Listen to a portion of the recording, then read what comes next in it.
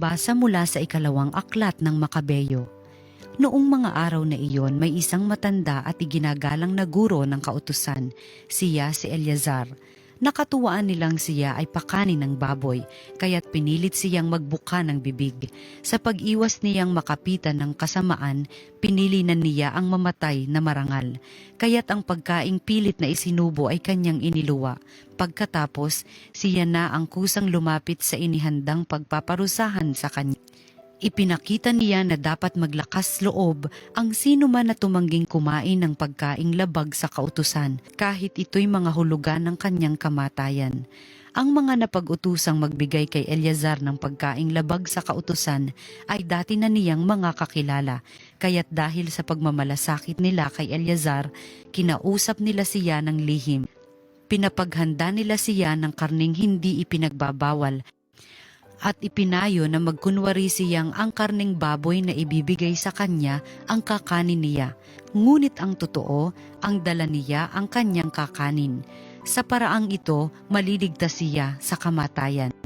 Subalit ang kagandahang loob na ito ay magalang niyang tinanggihan. Buo na ang kanyang pasya. Matanda na siya at maputi na ang kanyang buhok. Naalaala niyang sapul pagkabatay naging tapat siya sa kautusan ng Diyos. Kaya't sumagot siya, "Patayin na ninyo ako ngayon din, sa gulang kong ito'y hindi na dapat magkunwari pa. Ano na lang ang sasabihin ng mga kabataan kung hindi ako mananatiling tapat? Hindi ba sasabihin nila na kung kailan ko inabot ang 90 taon ay saka ko pa tinalikdan ang aking relihiyon? Kung ako'y magtaksil para lamang madugtungan ng kaunti ang aking buhay, para ko na ring iniligaw ang mga kabataan at binigyang kahihiyan ang aking katandaan. Maaring maiwasan ko ang parusa ng tao, ngunit sa mabuhay ako o mamatay, hindi ako makaiiwas sa parusa ng makapangyarihan sa lahat. Kaya't tatanggapin ko na ngayon ang marangal na kamatayan na siyang magiging putong ng aking katandaan. Sa gayon, mag-iiwan ako ng isang dakilang halimbawa sa mga kabataan.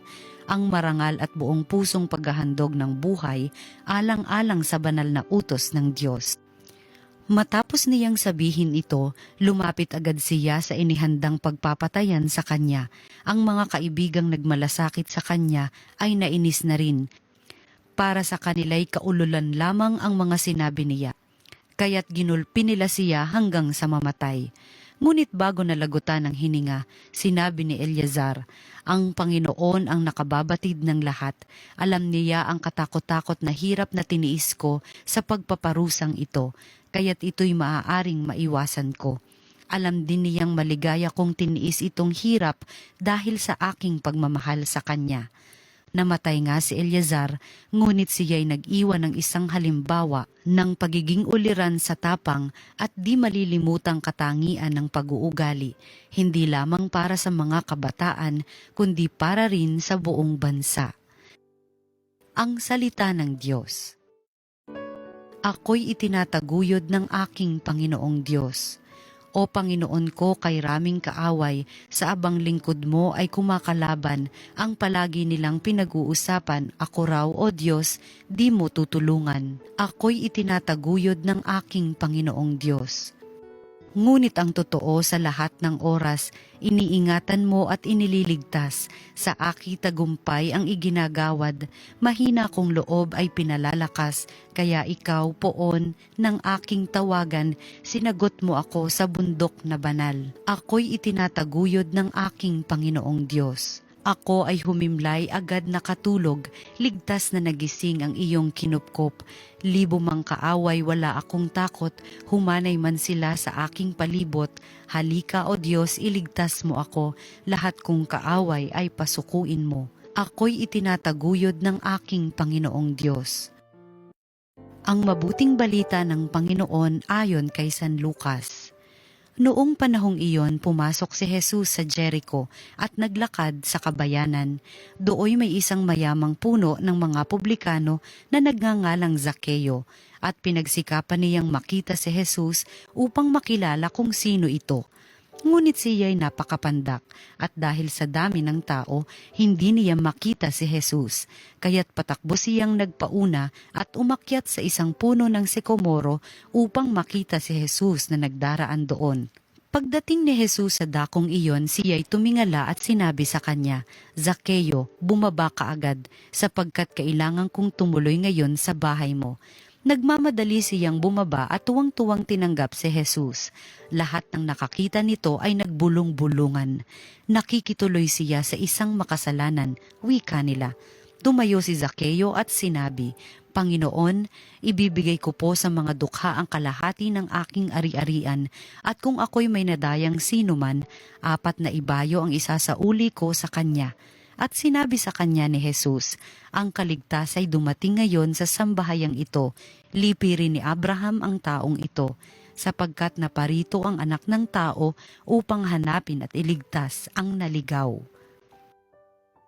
Ang mabuting balita ng Panginoon. Pinupuri ka namin, Panginoong Hesukristo.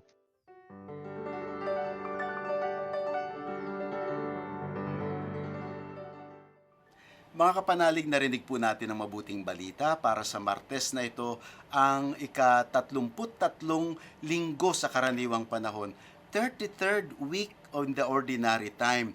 At sa coming Sunday ay kapistahan na po ng Kristong Hari, the Feast of Christ the King. Patapos na po ang liturgical year, year B. At papasok na po ang panibagong liturgical year, Year C naman, sa isa pang susunod na linggo, November 28. Para lamang po na paghahandaan natin ang mga bagay na yan. So malapit na po ang Adbyento, 2 Sundays from now, Advent na. And this coming Sunday, the Feast of Christ the King. Pero bago po tayo pumaroon, ay ito po munang pagninilay natin sa Martes na ito. Ngayon po ay kapistahan, the optional memorial of Saint Margaret of Scotland and Saint Gertrude the Great. Mga ilan, kasi hindi mo natin masyado kilala itong mga santo na ito, no?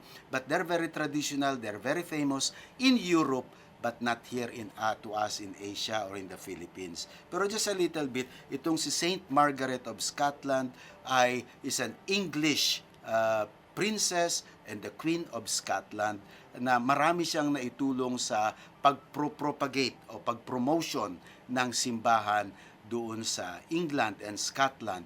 Kaya nga po ay patron siya ng Scotland.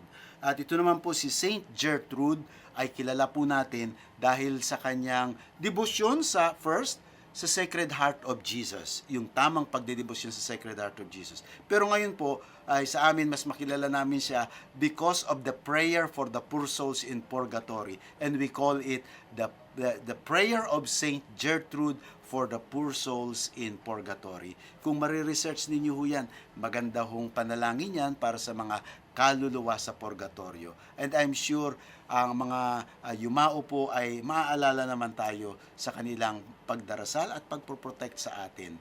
At ating pong ebanghelyo ngayon ay tungkol sa another person, kay Zacchaeus. Oo, si Zacchaeus ay isang tax collector.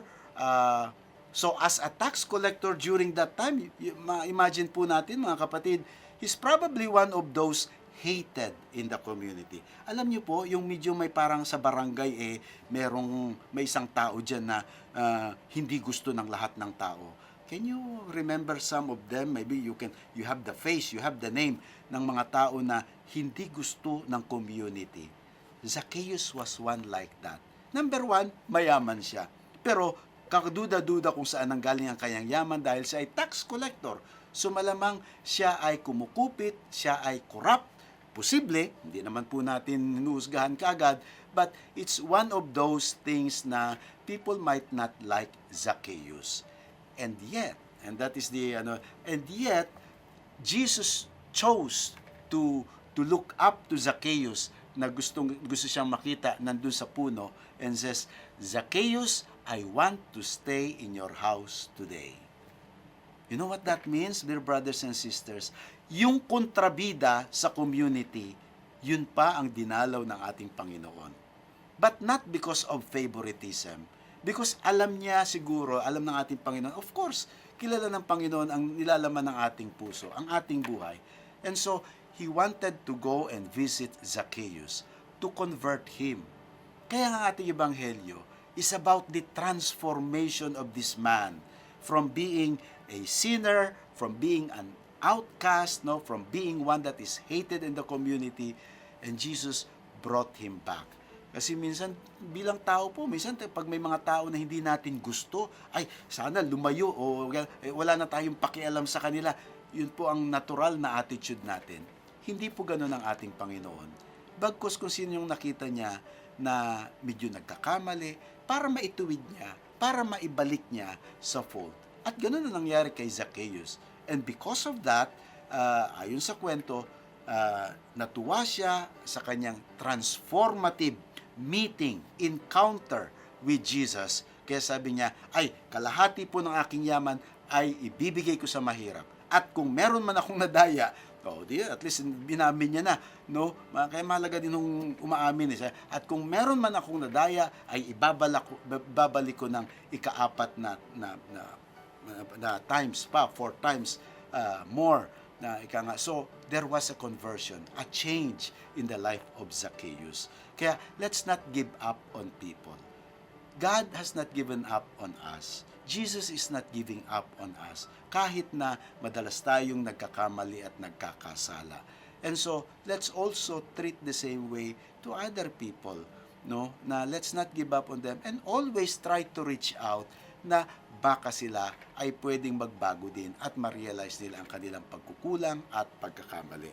Now, ngayon dito din sa mga kapatid ay makikita natin na yung distribution of wealth. No? Sabi niya, dahil siya lang yung mayaman palagi at yung iba ay naghihirap.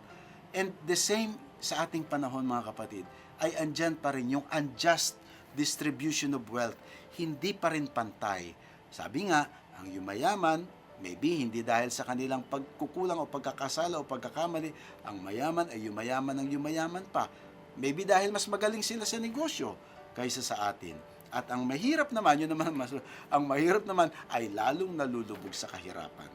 A reality, a fact of life para sa atin na sana po ay hindi at magawan pa ng paraan ng ating gobyerno na ang buhay ng lahat ay maiangat. May kasabihan po ang mga ekonomista, no, ang mga nasa business na pati ang mga politiko. Di ba't sabi nila, kapag tumaas ang tubig, ang kati ng tubig ng dagat, dapat lahat ng bangka ay tataas din at walang maiiwan. Sana po ganun sa ating lipunan, na walang tayong kapatid, wala tayong kapwa na naiiwanan. Bagkus lahat ay nabibigyan. Hindi naman pwedeng tayo na lamang tayo ang may blessings at yung iba ay wala. When we are given blessings, sabi nga, ay it is to share it with other people. And in this case, when Zacchaeus was converted by the Lord, ay ganun nga ang kanyang ginawa. Ang unang naipangako niya sa Panginoon, I will share my blessings, my wealth to other people. At nawa, ang ebanghelyo ito ay kapulutan natin ng magandang aral ng pagiging generous, bukas palad, sa pagtulong at pagbabahagi sa ating kapwa. Amen.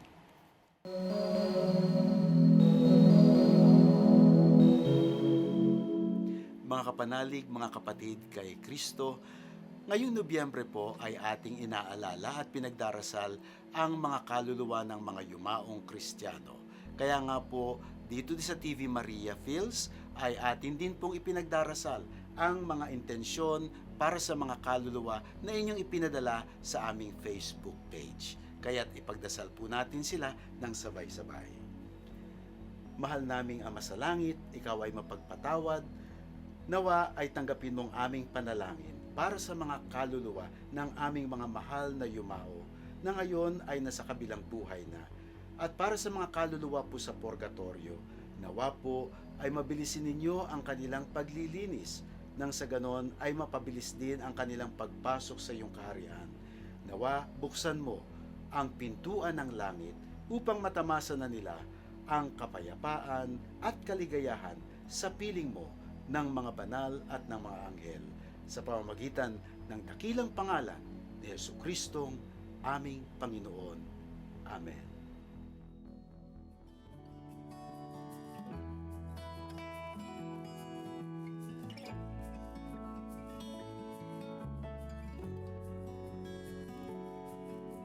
Para po sa ating daily reflection sa salita ng Diyos, salita ng buhay, maaari kayong mag-subscribe sa aming YouTube channel at TV Maria Fields. Tandaan po natin yan, at TV Maria Fields. Don't forget to click the notification bell to get notified. Thank you and God bless.